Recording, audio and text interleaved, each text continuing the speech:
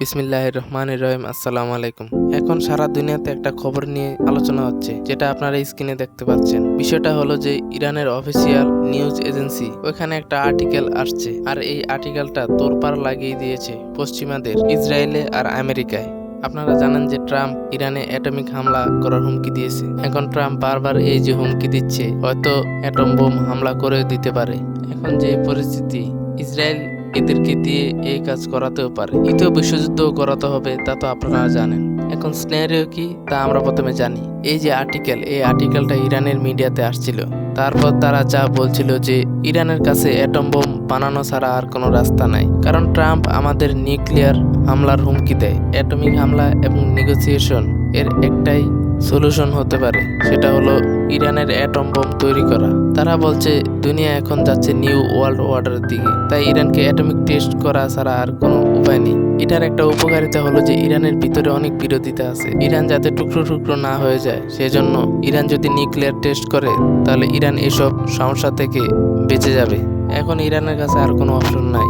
Iran যদি একবার nuclear test করে তাহলে তাদের জন্য নেগোসিয়েশন করা আমেরিকার সাথে আরো সহজ হয়ে যাবে। যেরকম ভাবে আমেরিকা চায়নার উপর 2বার অ্যাটমিক হামলা করার হুমকি দিয়েছিল, একদম হুবহু ইরানের মতো। তখন ওই সময় হেনরি কিসিঞ্জার গিয়েছিল চায়নায়, তারপর নেগোসিয়েশন হয়েছে চায়নার সাথে। এটা তখনই হয়েছিল যখন চায়না অ্যাটম বোম তৈরি করে ফেলেছিল, মানে অ্যাটম বোম মানে অ্যাটমিক শক্তি তৈরি হয়েছিল। এটাই সমস্যা। এখন ইরান সকল স্টেপগুলো পালন করছে, ইরান সকল যুদ্ধ করেছে, যুদ্ধে জয়ীও হয়েছে তারা। এখনো বিপদ চলে যায় নাই। এই বিপদ তখনই যাবে যখন ব্যালেন্স অফ পাওয়ার হবে ইসরায়েল এবং আমেরিকার সাথে, মানে ওদের দুজনের কাছেই অ্যাটম বোম আছে। এর মানে এই না যে তার পরেও ইরানের সাথে যুদ্ধ হবে না, এর মানে এই হলো যে যুদ্ধ কন্ট্রোল হয়ে যাবে। তারা বলছে আমাদের কাছে আর কোনো রাস্তা নাই, যে যদি না আমরা অ্যাটমিক শক্তি অর্জন করি, যদি এটা না হয় তাহলে সরাসরি যুদ্ধ হবে, ইনফ্রাস্ট্রাকচার ধ্বংস হবে, জমিনের ক্ষতি হবে। আর ইসরায়েলের যে স্যামসাং অপশন, সেটা হলো ইসরায়েলের অস্তিত্ব রক্ষায় তারা এই স্যামসাং অপশনটা ইউজ করবে।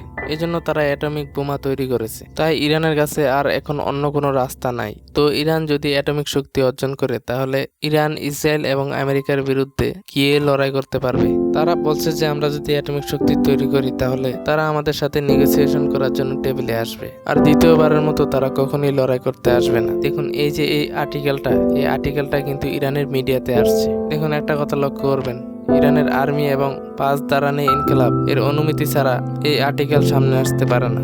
আপনারা জানেন যে ওয়াল স্ট্রিট চ্যানেলে কি বলা হয়েছে, আমেরিকা বাহরেইন থেকে, কুয়েত থেকে আর সৌদি আরব থেকে তাদের সামরিক আড্ডা আস্তে আস্তে তুলে নেবে, আর তা থেকে তাদের সৈন্য সরাচ্ছে। এটা আমেরিকার জন্য অনেক বড় পরাজয়। এখন আমেরিকার যে রিপ্রেজেন্টেটিভরা আছে ইউনাইটেড নেশনে এবং অন্যান্য দেশে, তারা বলছে যে আমরা তো স্টেট অফ হরমুজে এসব কাজ করব, আমরা তো হামলা করব। এজন্য ইরানি আর্মিরা বলছে যে আমরা আগামী সময়ে আমেরিকার জন্য জাহান্নাম তৈরি করে দিব আমেরিকান সামরিক আড্ডার উপর। এখন এই যে এগ্রিমেন্ট, এটা তো কোলাপস হয়ে যাবে। একদম স্পষ্ট বোঝা যাচ্ছে যে এই যে চুক্তি, এটা তো ভঙ্গ হতে যাচ্ছে। এরপর এই যুদ্ধ অনেক ভয়ঙ্কর হতে যাচ্ছে। দেখুন একটা কথা মনে রাখবেন, আয়াতুল্লাহ খামেনাই এই দুনিয়া থেকে চলে গেছে, তার সাথে তার ফতোয়াও চলে গেছে। ইরানের যে নতুন লিডার, সে তার নতুন ফতোয়া নিয়ে আসবে। এখন দেখুন তাকে ইরানকে বাঁচাতে হবে। তো সে এটা ভাবছে যে ইসরায়েলের অ্যাটম বোম আছে, তাই তার অস্তিত্ব শেষ হয়ে যায় নাই। তো আমাদেরও এই কাজ করতে হবে। আপনি যদি নর্থ কোরিয়াকে দেখেন তাহলে ওর উপর শুধু নিষেধাজ্ঞাই জারি হয়েছে, এর থেকে বেশি কিছুই হয়নি। এখন আমেরিকা যদি বলে নর্থ কোরিয়াকে আমরা তোমাকে এই দুনিয়া থেকেই মুছে দিব, তখন নর্থ কোরিয়া বলবে যে তোমরা যতক্ষণ অ্যাটাক করবে তার আগেই আমাদের হাত বাটনের উপরে থাকবে, আর আমরা ওয়াশিংটনকে উড়িয়ে দিব। আর যে 50টা প্রদেশ আছে আমেরিকার, এই সবগুলোকে আমরা উড়িয়ে দিব। আর আমাদের মিসাইল আমেরিকা পর্যন্ত যায়, এদের রেঞ্জ আছে। আর মিসাইলের উপর শুধু ওয়ার হেড লাগাইতে হবে নিউক্লিয়ার, আর কিছুই করতে হবে না নর্থ কোরিয়ার। আর আমেরিকার কাছে এমন কোনো ডিফেন্স সিস্টেম নাই যে এসব হামলা থেকে আমেরিকাকে বাঁচাতে পারবে। American defence system, third Patriot, এসব থার্ড ক্লাস প্রোডাক্ট আমরা দেখেছি, এগুলো সব ইরানে ফেল করেছে ইরান যুদ্ধে। তো মিসাইল তো এই ধরনের হয়, long range missile, hypersonic missile. আপনি শুধু তার উপরে নিউক্লিয়ার ওয়ার হেড লাগিয়ে দিবেন, তারপর আপনি বাটন প্রেস করবেন, তারপর তা ফেটে যাবে। তো ট্রাম্পের উপর ভরসা করা যায় না। এটা হবে না যে আপনি ট্রাম্পের উপর বিশ্বাস করবেন, ট্রাম্প আপনার সব কাজ করে দিবে, এটা কখনোই হবে না। তো ট্রাম্পকে সিরিয়াস নেওয়া উচিত। এই পাগল মানুষটা যে কোনো সময় যে কোনো কিছু করে দিতে পারবে, কারণ সামনে ওর মিড টার্ম ইলেকশন, ওর ভিডিও আর ওর অনেক ধরনের ফাইল কার না কার কাছে আছে, তো যে কোনো কিছু হতে পারে। আপনারা চিন্তা করেন, এগ্রিমেন্ট সাইন হওয়ার পরও আবার অ্যাটাক হতে পারে। দুইবার আমেরিকা ইরানের উপর অ্যাটাক করেছে, ইরানও অ্যাটাক করেছে আমেরিকার উপর। তো এসব অ্যাটাক যদি হতে থাকে তাহলে বাকি অবস্থাগুলো কি হবে? তো আমেরিকার সাথে আগামী সময় যা হতে যাচ্ছে তা খুবই ভয়ঙ্কর। এখন দেখুন, ইসরায়েল জানে যে ট্রাম্পের পরে আর কোনো লিডার আসবে না যে ইসরায়েলের জন্য এত কিছু করবে।